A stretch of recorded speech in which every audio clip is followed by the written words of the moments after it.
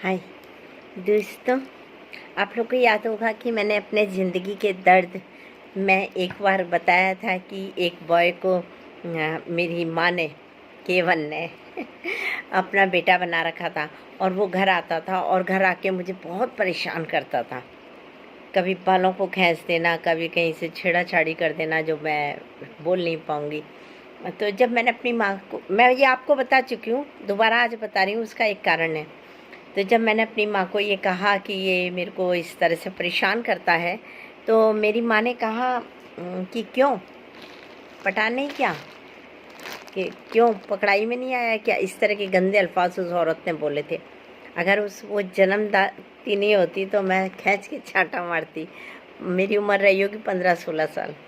ठीक है, मैं आज आपको ये दोबारा इसलिए बता रही हूँ कि मुझे पता चला है कि हाँ, एक बात और हुई थी। जब उसकी शादी हुई लड़के की, तब है ना, मेरा ये बच्चा 6-7 महीने का था। तो ये इतना ज़्यादा बीमार था। तो इसको लेकर के मैं अपनी माँ के संग आ रही थी हॉस्पिटल से। छोटा सा बच्चा गोद में था। तो मेरी माँ ने क्या किया, अचानक उसका रास्ते में घर पड़ता था। उस दिन उसकी शादी थी। मुझे ये तक नहीं पता चला कि उसकी शादी है, मतलब घर वालों ने ये तक नहीं बताया। और क्या किया, रास्ते में उतर गई। कहती है तू तू चली जा इसको लेकर के बच्चे को, और मैं इसकी शादी में जा रही हूँ। मुझे हमारी कास्ट एक नहीं, कुछ नहीं। मुझे इतना दुख हुआ कि मेरा बच्चा इतने बुखार में है, परेशान है, और ये उतर के इसकी शादी में चली गई। खैर, अब क्या हुआ, मुझे अब पता चला कि वो लड़का अपनी शादी के 3-4 साल बाद उसकी बीवी प्रेग्नेंट थी। फिर देखो, बीवी की तरफ से मुझे दुख हुआ, मैं ऐसी पत्थर दिल नहीं हूँ। उसके बच्चे की तरफ से भी मुझे बेहद दुख है। पर मैं ये बता रही हूँ, ये ईश्वर असीम शक्तियाँ हैं ना, ये सब देखती हैं, है ना। यूनिवर्स सब कुछ नज़र रखे हुए सबके कृत्यों पे। तो क्या हुआ, 3-4 साल बाद उसने कोई बड़ी गाड़ी ली है, और वो शो ऑफ कर, जो छोटे लोग बड़े हो जाते हैं वो शो ऑफ ज़्यादा करते हैं।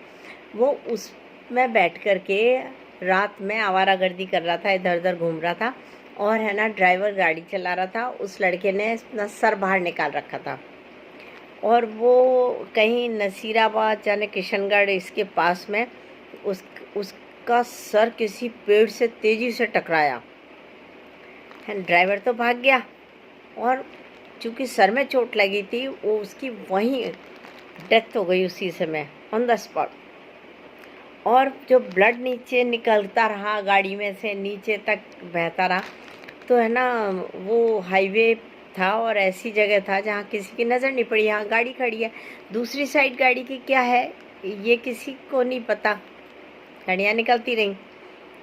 2-3 दिन के बाद देखा तो उसकी वो बॉडी सड़ गई थी, और वो भी ऐसे पता चला, वो सारी चींटियाँ गाड़ी में ब्लड के पीछे पीछे जा रही थी। ये वो लड़का था जिसने ना मेरा जीना हराम कर दिया था। 1-2 साल नहीं, 5-6 साल ज़बरदस्ती पकड़ के किस करना, ज़बरदस्ती खींचना। और चूँकि वो हमारे घर में ऐसे आता जाता था जैसे कोई शहंशाह। उसके आते ही तो ये लाओ वो लाओ, अरे ये, और लिपटा लिपटी सब शुरू कर देते थे। पता नहीं जिसको जन्म दिया पेट से उसकी नहीं सुनी जाती थी।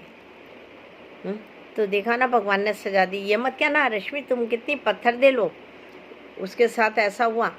उसने जो किया पता है ना, कितना खराब काम किया। और मुझे बोलने भी नहीं दिया जाता था। यानी मामा सताए सता ले, चुप रहो। उनके बनाए हुए बेटे सताएं, चुप रहो। तो क्या मैं रबड़ का कोई खिलौना थी क्या? दिल धड़कता है यहाँ पे, दिल सच्ची में उसके अंदर रूह है, दुख होता है, यहाँ भी दुख होता है, यहाँ भी दुख होता है। आई बात समझ में? तो अच्छा हुआ वो मर गया और इस तरह उसको मौत आई। मैं कह रही हूँ, बेशक मैं सबको बहुत बुरी लगूं, और ये बात अभी मुझे इतने सालों बाद पता चली, मुझे अच्छा लगा। अब चाहे कोई मुझे ख़राब कहे चाहे गलत, ज़रा कल्पना कीजिए, आप लड़की हैं छोटी सी, कोई आपके ऊप्स खींच के जा रहा है ज़बरदस्ती, कोई आपके गाल को नोच रहा है, कोई आपको पकड़ के ज़बरदस्ती किस कर रहा है, कोई आप अगर चिल्लाती हैं या उसको गंदा बोलती हैं तो वो आपके बाल खींच रहा है छोटे, तो कैसा लगेगा? अगर आपके साथ भी ऐसा हुआ होता तो आप भी खुश होती। मैं तो चाहती थी इससे भी बदतर मौत उसकी।